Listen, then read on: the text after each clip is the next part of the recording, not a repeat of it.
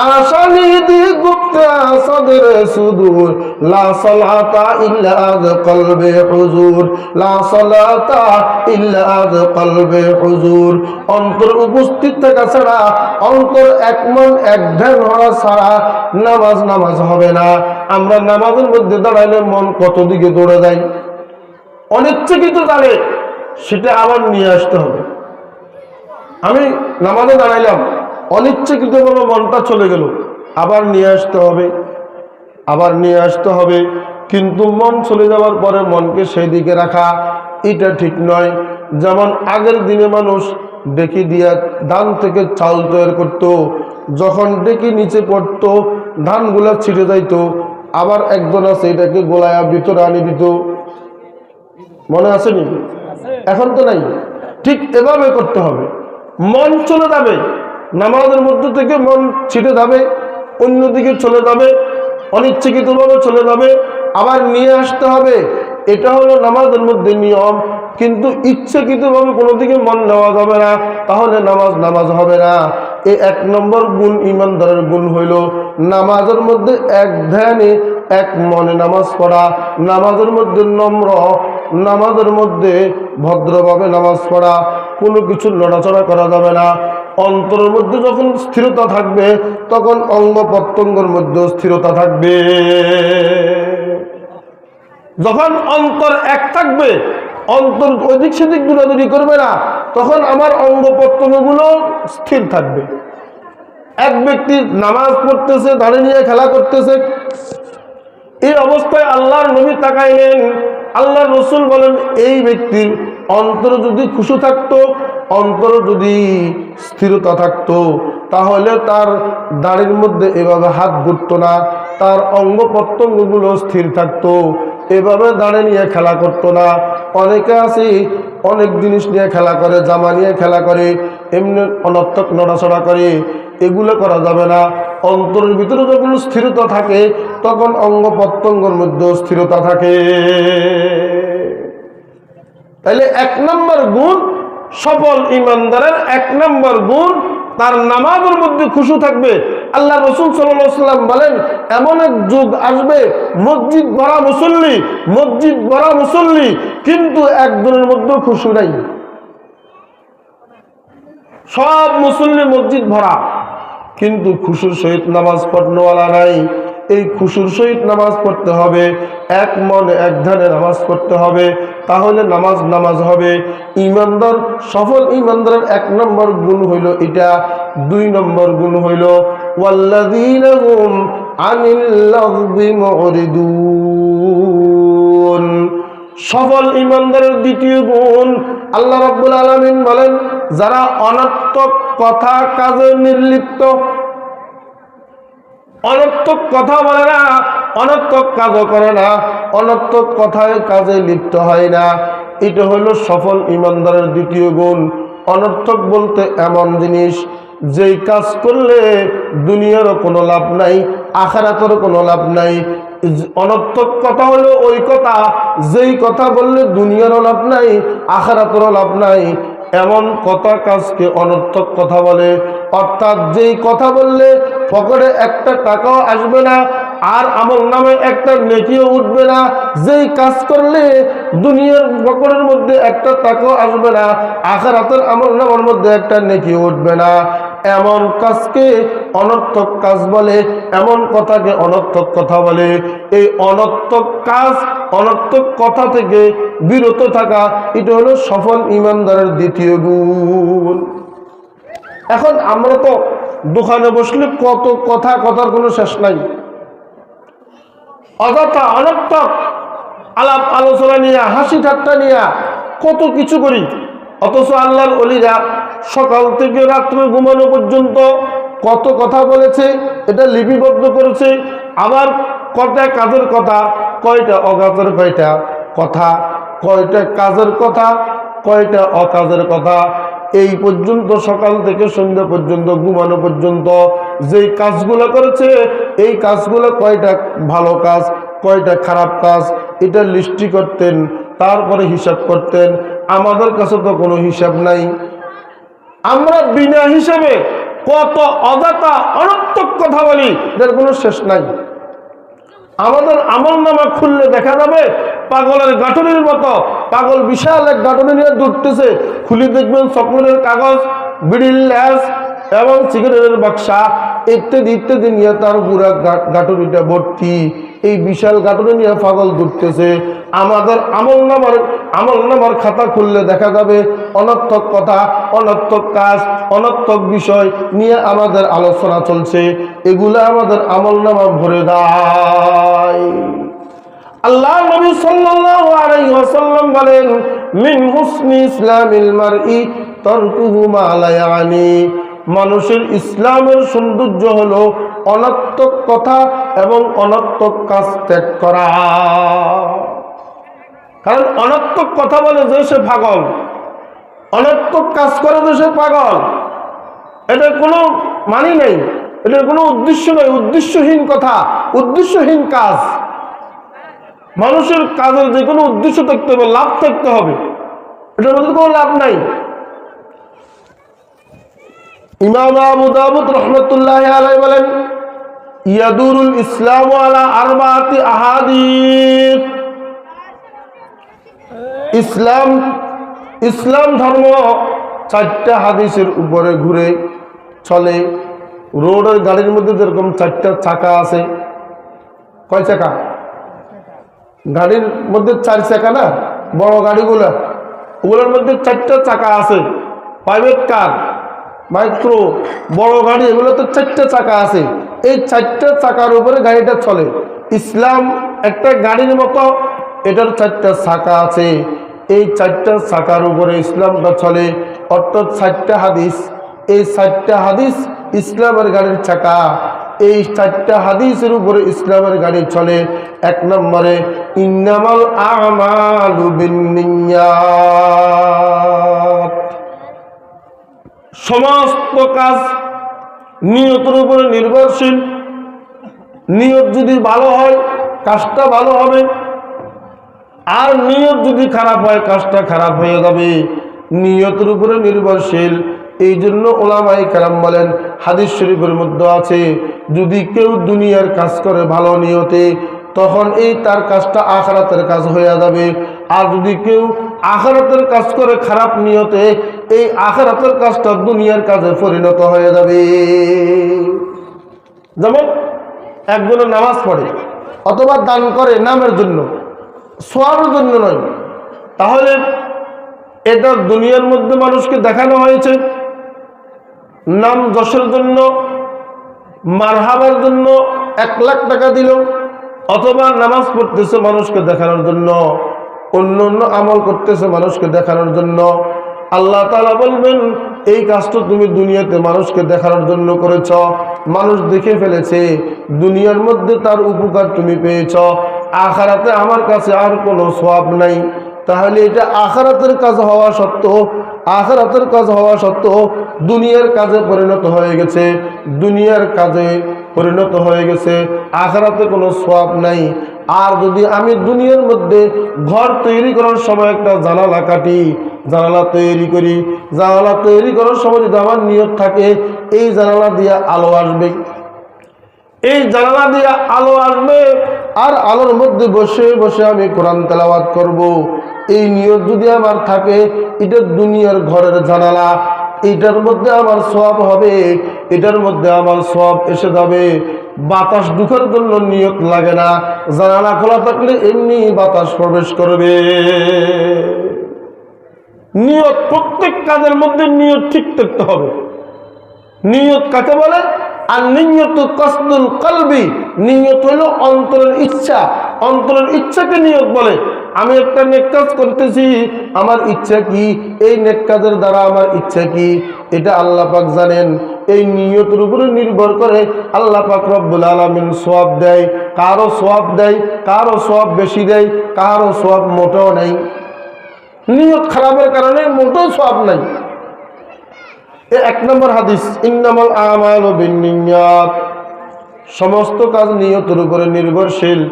2 নম্বর হাদিস, মিন হুসনি ইসলামিল মারই তারকুহু মা লা ইয়ানি, মানুষের ইসলামের সৌন্দর্য হলো অনর্থক কথা, অনর্থক কাজ থেকে বিরত থাকা।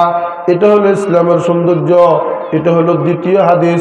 3 নম্বর হাদিস, আল্লাহ রাসূল সাল্লাল্লাহু আলাইহি ওয়াসাল্লাম বলেন, লা ইউমিনু আহাদুকুম হাত্তা ইউহিব্বা লিআখিহি মা ইউহিব্বু লিনাফসি। ওই ব্যক্তি কখনো কামেল ঈমানদার হবে না যে সে যতক্ষণ পর্যন্ত নিজের জন্য যা ভালোবাসে তার অপর ভাইয়ের জন্য তা ভালোবাসে না। নিজে খারাপ খাইতে চাই না, আরেকজনকে খারাপ খাওয়াইতে চাই কেন?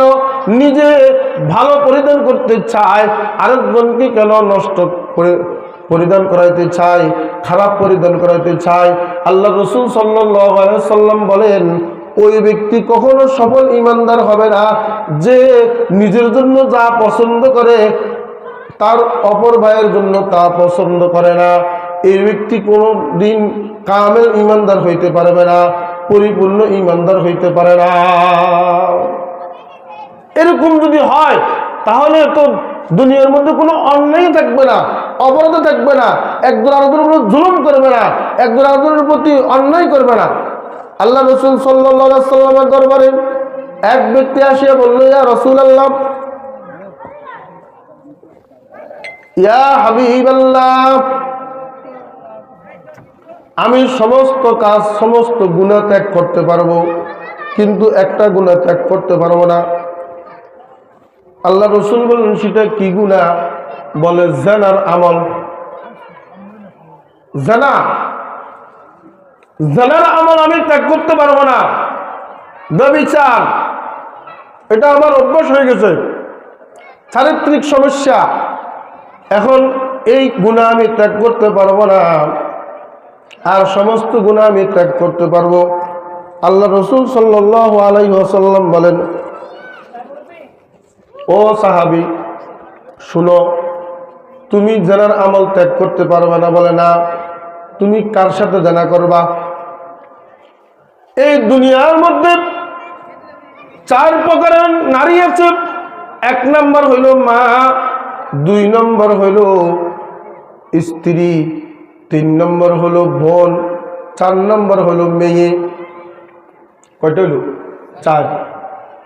মা, বোন, স্ত্রী, মেয়ে, এই 4 প্রকারের নারী, 4 প্রকারের মহিলা আছে। তুমি কার সাথে জিনা করবে? এটা হয়তো কারো মা হবে, অথবা কারো বোন হবে, অথবা কারো স্ত্রী হবে, অথবা কারো মেয়ে হবে। তুমি একজনের মার সাথে জিনা করবে, একজনের বোনের সাথে জিনা করবে, একজনের স্ত্রীর সাথে জিনা করবে, একজনের মেয়ের সাথে জিনা করবে। এটা তুমি কিভাবে পছন্দ করো? তুমি আমাকে বলো, তোমার মায়ের সঙ্গে কেউ জিনা করলে তুমি মানবে কিনা? বলে, না। তোমার বোনের সঙ্গে কেউ জিনা করলে তুমি মানবে কিনা? বলে, না। তোমার স্ত্রীর সঙ্গে কেউ জিনা করলে মানবে কিনা? বলে, না। তোমার মেয়ের সঙ্গে কেউ জিনা করলে মানবে কিনা? বলে, না, অসম্ভব, আমি তাকে হত্যা করব।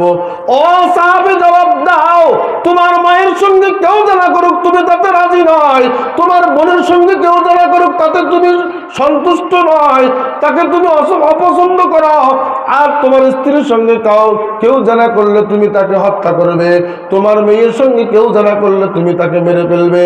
তোমার এই রকম ধারণা, তাহলে তুমি আরেকজনের মার সঙ্গে কিভাবে জিনা করা পছন্দ করো, আরেকজনের বোনের সঙ্গে কিভাবে জিনা করার পছন্দ করো, আরেকজনের স্ত্রীর সঙ্গে কিভাবে জিনা করা পছন্দ করো, আরেকজনের মেয়ের সঙ্গে কিভাবে জিনা করা পছন্দ করো?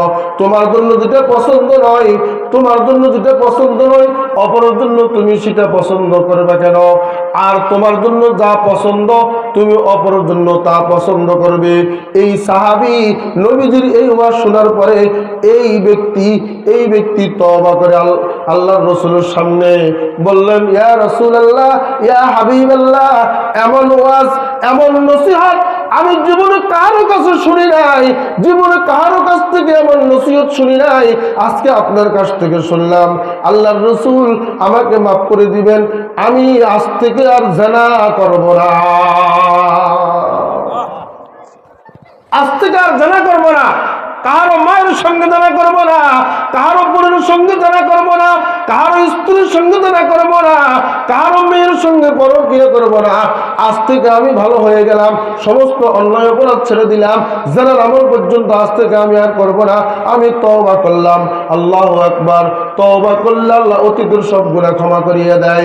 তাহলে নিজের জন্য যা পছন্দ অপরের জন্য তা পছন্দ করা, নিজের জন্য যা অপছন্দ অপরের জন্য তা অপছন্দ করা, এটা একটা হাদিস। এই হাদিস গুরুত্বপূর্ণ হাদিস, এটার উপরে ইসলাম চলে। 4 নম্বর হলো আল হালালু বাইয়িনুন ওয়াল হারামু বাইয়িনুন ওয়া বাইনাহুমা মুশতাবাহাত।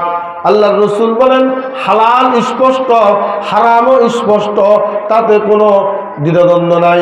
যেমন গরুর গোশত হালাল, এটা স্পষ্ট, কুকুরের গোশত হারাম, এটা স্পষ্ট, এটাতে কোনো সন্দেহ নাই।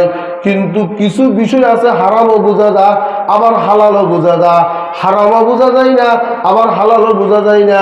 এমন বিষয় সন্দেহজনক বিষয়গুলো থেকে বিরত থাকা, হারাম থেকে বিরত থাকা, সন্দেহজনক বিষয় থেকে বিরত থাকা, এগুলো হলো মুসলমানদের প্রধান কাজ। এই কাজগুলো করা, এই 4টা হাদিস, এই 4টা হাদিসের উপরে ইসলামের চাকা ঘুরে। এই 4টা হাদিসের উপরে আমল করলে মানুষ ইসলামের উপরে ওঠাটা সহজ হয়ে যাবে। তাহলে অনর্থক কথা, অনর্থক কাজ এটা আমরা করব না, এটা আমরা কখনো করব না। তাহলে আল্লাহ পাক আমাদেরকে সফল ঈমানদার হিসেবে কবুল করে নেবেন। সফল ঈমানদারের দ্বিতীয় গুণ, যারা অনর্থক কাজে অনর্থক কথাই লিপ্ত হয় না। 3 নম্বর আল্লাহ রাব্বুল আলামিন বলেন ওয়াল্লাযীনা হুম লিয-যাকাতি ফাঈলুন। যারা যাকাত দান করে, যাকাত দেয়। তো যাকাত তো ইসলামের একটা রুকন। নামাজের পরে যাকাত, প্রথমে ঈমান, তারপরে নামাজ, তারপরে যাকাত।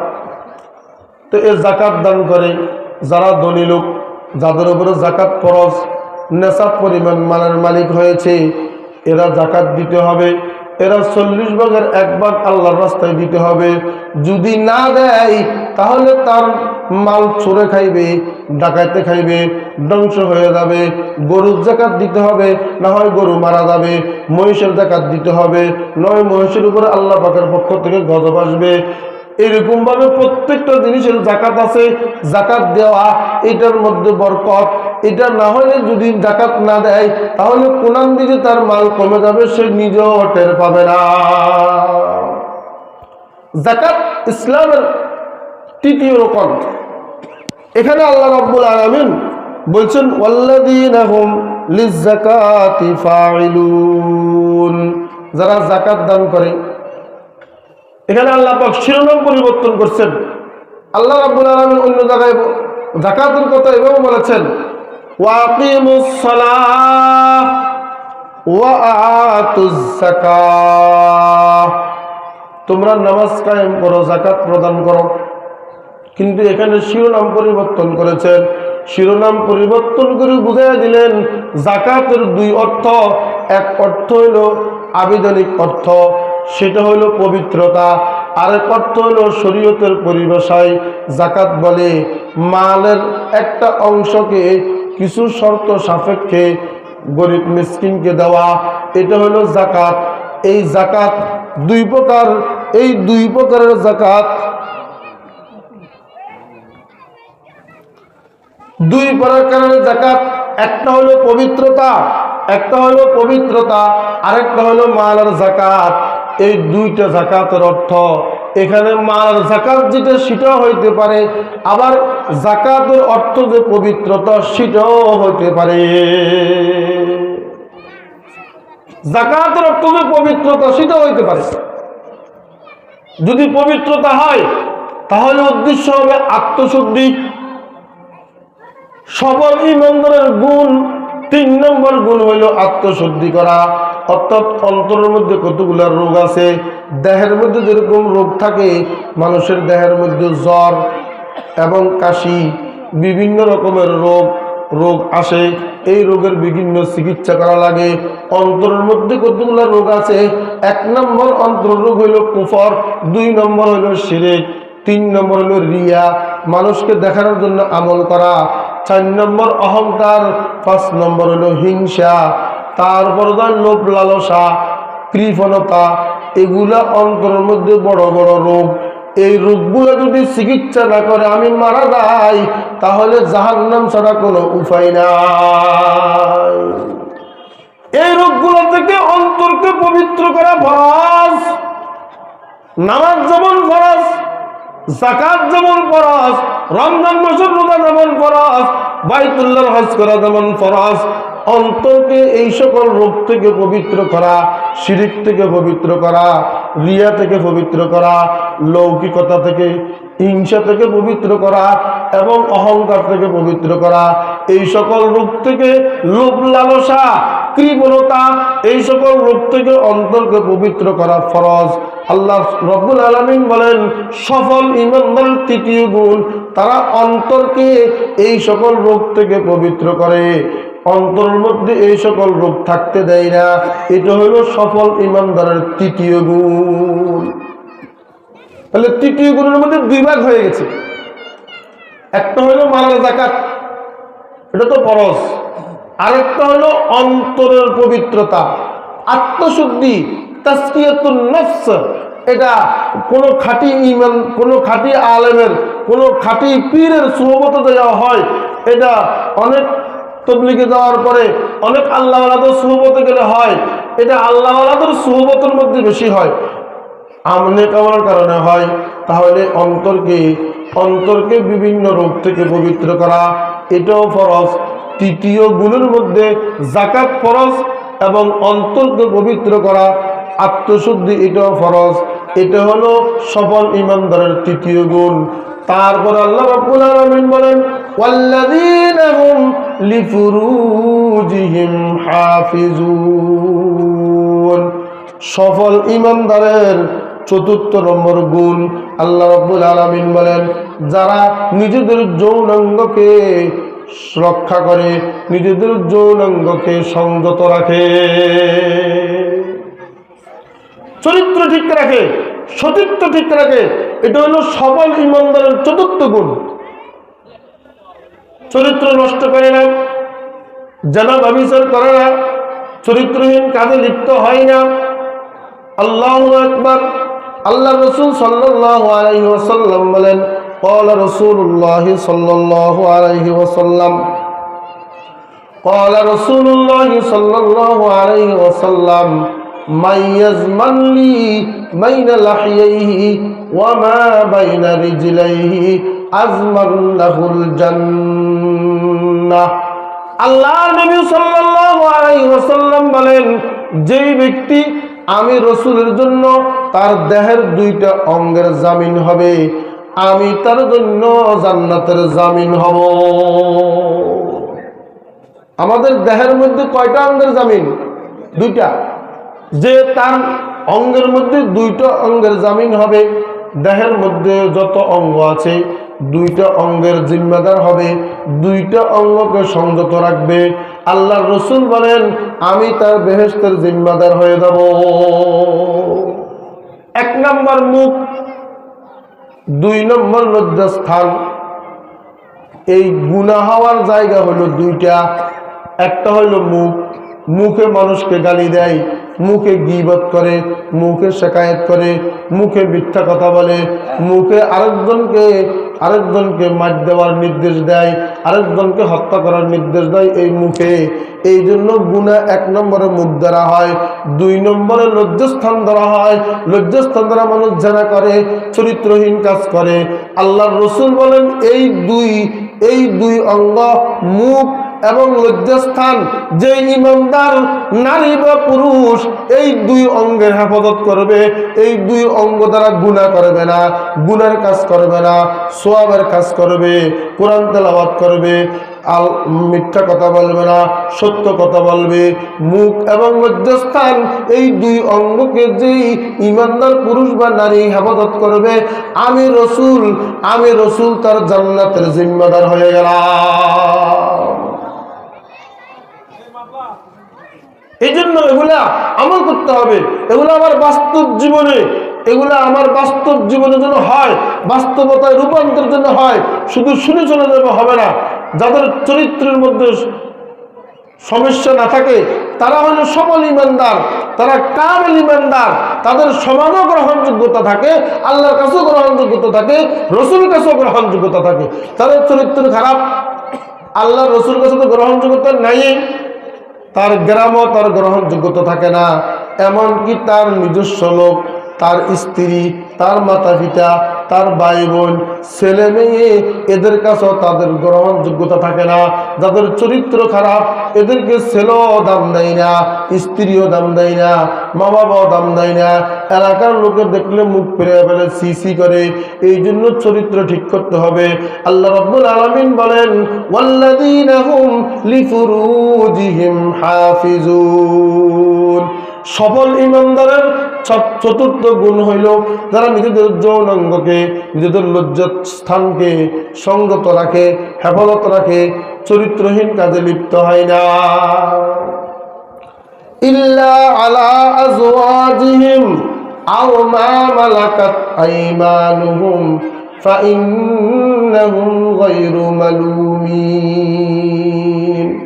হ্যাঁ, এবার আল্লাহ পাক রব্বুল আলামিন বলেন লজ্জাস্থানকে সংযত রাখবে ঠিক, কিন্তু নিজের বিবাহিতা স্ত্রী এবং নিজের মালিকানাভুক্ত দাসী, কাজের মেয়েরা যেগুলো আরব কান্ট্রিতে আছে, কৃত দাসী, বাজার থেকে ক্রয় করে আনে বান্দি, এই বান্দির সাথে এবং নিজের বিবাহিতা স্ত্রী,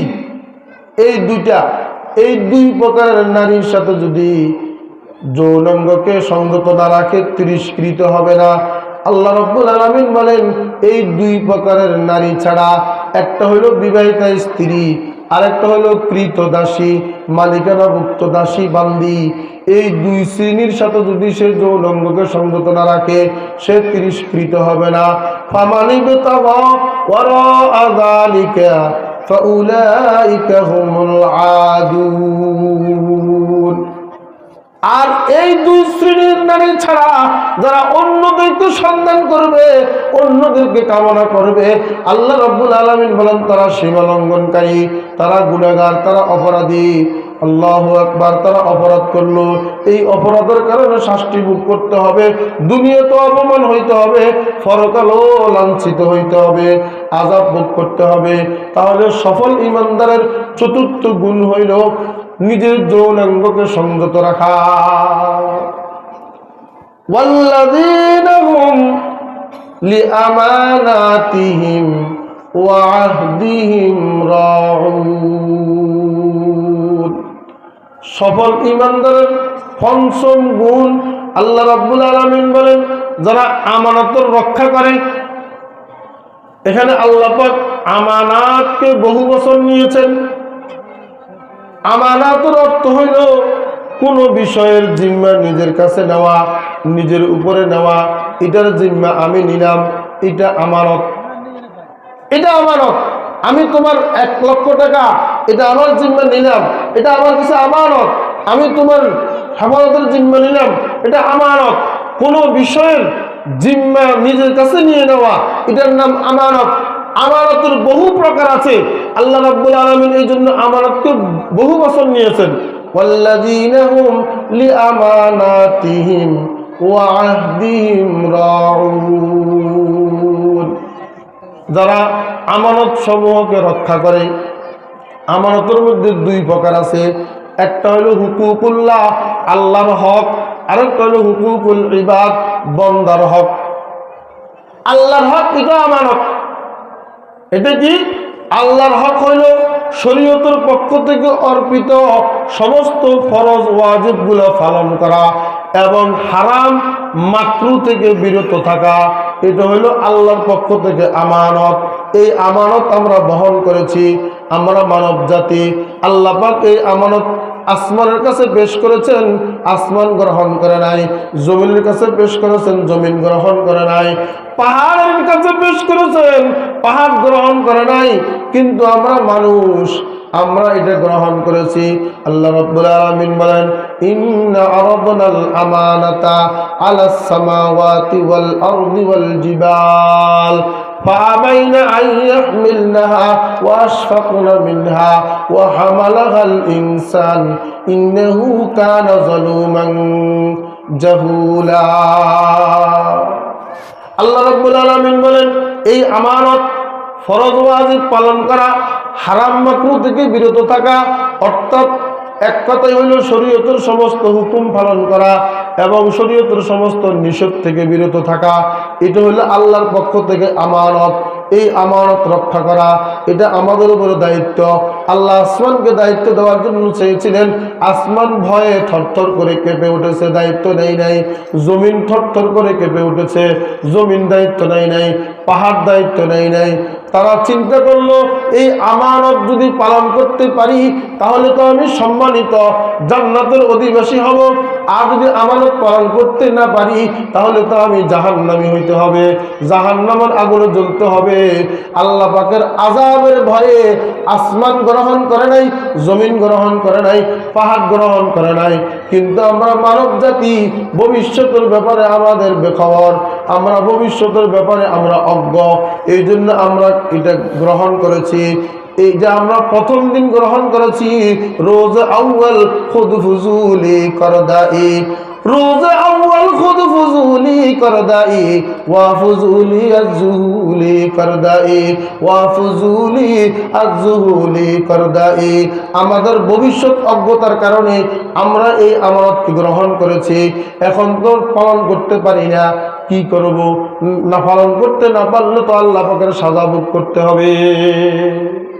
এই আমানত রক্ষা করা, আল্লাহ পাকের সমস্ত বিধিবিধান পালন করা, নিষেধ থেকে বিরত থাকা, এটা আল্লাহর পক্ষ থেকে আমানত। এই আমানত রক্ষা করা। 2 নম্বর, বান্দার হক আমানত। তাও অনেক প্রকারের আছে, এই সকল প্রকার নিয়ে আলোচনা করার এখন আর সময় নাই। কেউ টাকা আমানত রাখছে, এটা আমানত, যেভাবে রাখছে সেভাবে রাখা, খরচ না করা। যদি কোনো প্রয়োজনে খরচ করতে হয়, যে আমানত রাখছে তার থেকে অনুমোদন নিয়ে খরচ করতে হবে। সে যখন চাইবে তখন দিতে হবে, ঘুরাঘুরি করাইতে পারবে না। এটা হলো আমানত রক্ষা করা। আর না হলে তো আমানতের খেয়ানত হয়ে যাবে, না মুনাফিকের আলামত। আমানতের মধ্যে কথার আমানত আছে। একজন আপনাকে বিশ্বাস করে একটা কথা বলছি, এই কথাটা অন্য কাউকে বলা যাবে না। মজলিসের কথাও আমানত। এই কথা যদি কাহারও কাছে বলে দেয় তাহলে আমানতের খেয়ানত হবে। আরেকজনের গোপন কথা আমানত, এটা আরেকজনকে বললে আমানতের খেয়ানত হবে, মুনাফিক হয়ে যাবে, মুসলমান থাকবে না।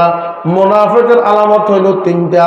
মুনাফিকের চিহ্ন, কথায় কথায় মিথ্যা বলে, আমানতের খেয়ানত করে এবং কথায় কথায় কসম খায়। কসম খায়, ওয়াদা করলে ওয়াদা ভঙ্গ করে। এগুলো হলো মুনাফিকের আলামত। মুনাফিক যে সে মুসলমান না, মুসলমান রূপী সে একজন বেঈমান। এরকম আমাদের সমাজে অনেক লোক আছে, বাহ্যিক মুসলমান কিন্তু ভিতরে ঈমান নাই, মুনাফিক। এই মুনাফিকের আল্লাহ রাসূল কয়েকটা আলামত বলছেন, যারা মিথ্যা বলে, ওয়াদা রক্ষা করে না এবং যারা আমানতের খেয়ানত করে, যারা কসম খায়, মিথ্যা কসম খায়, এই জাতীয় লোকগুলা মুনাফিক। আল্লাহ রাসূল বলছেন এগুলা মুনাফিকের আলামত। এই সকল লোক ইসলামের শত্রু, দেশের শত্রু, জনগণের শত্রু। কাফের মুশরিকরা এত ক্ষতি করতে পারে নাই, এই মুনাফিক ইসলামের ক্ষতি করেছে। মুনাফিক তো বিতর্কতভাবে থাকে, সব কিছু জানে। এই মুনাফিক ইসলামের জঘন্য দুশমন। এই জন্যে আমানত রক্ষা করা এটা মুসলমানের দায়িত্ব। মানুষের আমানত রক্ষা করা, কথার আমানত রক্ষা করা, মজলিসের আমানত রক্ষা করা, এগুলা মুসলমান হিসেবে ঈমানী দায়িত্ব। আল্লাহ রাব্বুল আলামিন বলেন, সফল ঈমানদারের ৫ম গুণ, আল্লাহর পক্ষ থেকে আমানত হোক, বান্দার পক্ষ থেকে আমানত হোক, এই আমানত রক্ষা করা। ৬ নম্বর গুণ, ওয়াহদিহিম রাউন, এবং ওয়াদা রক্ষা করা, অঙ্গীকার রক্ষা করা। অঙ্গীকারের মধ্যে 2 রকম আছে, একটা হচ্ছে দ্বিপাক্ষিক চুক্তি, দোনো পক্ষে কাগজে লেখা হয়েছে এই চুক্তি, এটা আদালতে গ্রহণযোগ্য। যদি এক পক্ষ বেষ্টন করে, ত্রুটি করে, তাহলে মামলা দিয়া বা গ্রাম আদালতে বিচার দিয়া এটা আদায় করার সুযোগ আছে। কিন্তু আরেকটা অঙ্গীকার আছে, একতরফা ওয়াদা করলো আমি আপনাকে এই কাজ করে দেব, বা আমি মাদ্রাসার মধ্যে 1 লক্ষ টাকা দেব, মসজিদের জন্য 1 লক্ষ টাকা দেব, তোমার ঘরটা আমি করে দেব, ওয়াদা দিলাম। এরকম ওয়াদা দেওয়া এক পক্ষ, এই ওয়াদাটাও অঙ্গীকার, এটাও রক্ষা করা। ঋণ, এই ওয়াদা হচ্ছে একটা ঋণ, মানুষের ঋণ পরিশোধ করা যেমন অপরিহার্য, এই ওয়াদা রক্ষা করা অপরিহার্য। এই ওয়াদা রক্ষা করা এটা সফল ইমানদারের 6 নম্বর গুণ। চুক্তি রক্ষা করা সফল ইমানদারের 6 নম্বর গুণ। আল্লাহ রাব্বুল আলামিন বলেন ওয়াহদিহিম রাউন, একতরফা ওয়াদা হোক বা দ্বিপাক্ষিক চুক্তি হোক, এই অঙ্গীকারগুলো রক্ষা করো, এগুলোর খেলাপ করবে না, এগুলোর পরিপন্থী কাজ করবে না, তাহলে তুমি কামেল ইমানদার হইতে পারবে না। এগুলো রক্ষা করো, তুমি সফল ইমানদার হইতে পারবে, তুমি কামেল ইমানদার হইতে পারবে। 7 নম্বর গুণ ওয়াল্লাযীনা হুম আলা সালাওয়াতিহিম ইউহাফিজুন, যারা তাদের নামাজের বেলা যত্নবান, নামাজগুলোকে তারা সময় মতো আদায় করে, যারা নামাজের হেফাজত করে, নামাজে যত্নবান। এই আয়াতের মধ্যে সালাওয়াতকে বহু বচন নেওয়া হয়েছে। তার অর্থ হইল, তাফসীর কিতাবের মধ্যে লেখেন 5 ওয়াক্ত নামাজকে ওয়াক্ত মতো পড়া মুস্তাহাব টাইম আছে, এটা একটা মুস্তাহাব সময়। প্রত্যেক নামাজের একটা সময় আছে, শুরু শেষ, তার মধ্যে শুরু শেষের মধ্যে একটা সময় আছে, এই সময়ে নামাজ পড়া মুস্তাহাব, উত্তম। ওই মুস্তাহাব সময়ের মধ্যে নামাজটা আদায় করা, নামাজকে গুরুত্ব দেওয়া, টাইম মতে নামাজ আদায় করা, এটা ফরজ। আল্লাহ পাক প্রত্যেক নামাজের জন্য ওয়াক্ত নির্ধারণ করেছেন। এই টাইম মতে নামাজ আদায় করা, এটা হলো সফল ইমানদারের 7 নম্বর গুণ। মুস্তাহাব সময়ে নামাজ আদায় করা, টাইমের বাহিরে যেন নামাজ না যায়। এই ওয়াক্ত শেষ হয়ে গেল, আমি আরেক ওয়াক্তর সন্ধ্যের নামাজ পড়ে নিলাম, তাহলে এটা যেন না হয়। এটা হইল বড় অপরাধী হয়ে যাবে। না পড়লে তো গুনাহগার হবেই, এক ওয়াক্ত নামাজ আরেক ওয়াক্ত পড়া, এটাও বড় অপরাধ। এটার জন্য সাজা আছে, 1 হুকবা। আর যদি একবারে না পড়ে 80 হুকবা। তাহলে ওয়াক্ত মতো নামাজ পড়া, নামাজের রক্ষা করা, নামাজের হেফাজত করা, এই নামাজ ব্যাপারে আল্লাহ পাক কত সতর্ক দিয়েছেন। এই 7টা গুণ, এখানে আল্লাহ পাক সফল ইমানদারের 7 গুণের কথা উল্লেখ করেছেন। প্রথম গুণটাও নামাজ, নামাজের মধ্যে মন দিল ঠিক রাখা, নামাজের মধ্যে এক ধ্যান এক খেয়ালে নামাজ পড়া, আল্লাহর কল্পনা ছাড়া অন্য কোনো কল্পনা আসতে পারবে না, এটা হলো প্রথম গুণ। আর শেষ গুণ হইল নামাজগুলো সময় মতো আদায় করা, মুস্তাহাব সময়ে নামাজের প্রতি যত্নবান হওয়া, অলস না হওয়া, অলসতা করে আরেক ওয়াক্ত না পড়া, নামাজ সময় মধ্যে পড়া, এটা হলো শেষ গুণ। এই প্রথম গুণ নামাজ, শেষ গুণ নামাজ। মুফাসসিরিন কেরাম বলেন, এটা দ্বারা আল্লাহ পাক ইঙ্গিত করেন যে নামাজকে ঠিক করবে, নামাজকে নামাজের মতো আদায় করবে, মাঝখানে যে 5টা গুণ আছে ওই গুণগুলো তার ভিতরে নিজে নিজে চলে আসবে। যারা নামাজকে নামাজের মতো আদায় করবে, গুরুত্ব দিয়ে আদায় করবে, বাকি যত গুণ আছে মাঝখানের 5টা গুণ, ওই গুণগুলো তার ভিতরে নিজে নিজে চলে আসবে। এই জন্য নামাজের গুরুত্ব দেওয়া। আল্লাহ রাসূল সাল্লাল্লাহু আলাইহি ওয়াসাল্লাম মৃত্যুর সময় বলতেছেন, মৃত্যুর সময় বলেছেন আসসালাত আসসালাত, হে আমার উম্মত নামাজ নামাজ, এই নামাজ ছাড়া কোনো উপায় নাই। এই নামাজ হলো গুরুত্বপূর্ণ বিষয়, ইসলামের বড় একটা রকম। আল্লাহ রাব্বুল আলামিন বলেন, এই 7 গুণে গুণান্বিত ঈমানদার উলাইকা হুমুল ওয়ারিসুন, তারা হলো উত্তরাধিকারী। আল্লাহ বলেন তারা উত্তরাধিকারী। কিসের উত্তরাধিকারী? আল্লাযীনা ইয়ারিসুনাল ফিরদাউসা হুম ফিহা খালিদুন। তারা জান্নাতুল ফিরদাউসের উত্তরাধিকার লাভ করবে, তারা সেখানে চিরকাল থাকবে। আল্লাহ এখানে ওয়ারিস বলেছেন, উত্তরাধিকারী বলেছেন। এটার মধ্যে ইঙ্গিত করে উত্তরাধিকারী যারা হয়, যেমন বাপ মরে গেলে ছেলে ওয়ারিস, উত্তরাধিকারী। বাপের যত সম্পত্তি আছে ছেলে মালিক হয়ে যাবে, কেউ মালিক বানানো লাগবে না।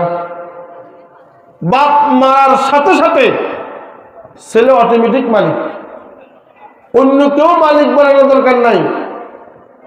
ওয়ারিস বলে এটাকে।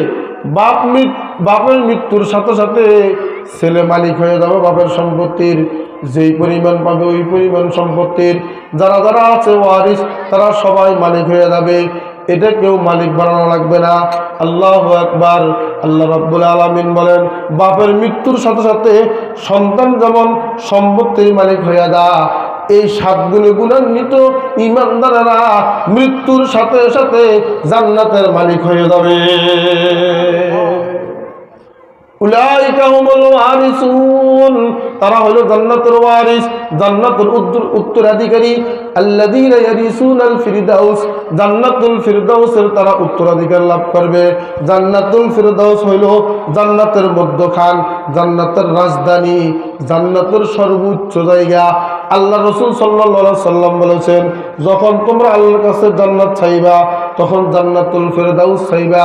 জান্নাতুল ফিরদাউস হলো জান্নাতের রাজধানী, জান্নাতের মধ্যখান, জান্নাতের সর্বোচ্চ ভবন, এটা হলো জান্নাতুল ফিরদাউস। আল্লাহ বলেন, এই 7 গুণ গুণান্বিত ব্যক্তিরা জান্নাতুল ফিরদাউসের উত্তরাধিকার লাভ করবে। হুম ফিহা খালিদুন, তারা সেখানে চিরকাল থাকবে, সেখান থেকে আর কোনোদিন বের হওয়া লাগবে না। আজীবন মেয়াদ দিয়া আল্লাহ জান্নাতের বিষয় দিয়ে দিবে যারা এই 7 গুণে গুণান্বিত সফল ঈমানদার হবে। আল্লাহ পাক আমাদের সকলকে এই 7 গুণে গুণান্বিত সফল ঈমানদার হইয়া জান্নাতের স্থায়ী বিষয়ের মালিক হওয়ার তৌফিক দান করুন, জান্নাতের অধিবাসী হওয়ার তৌফিক দান করুন। আমিন।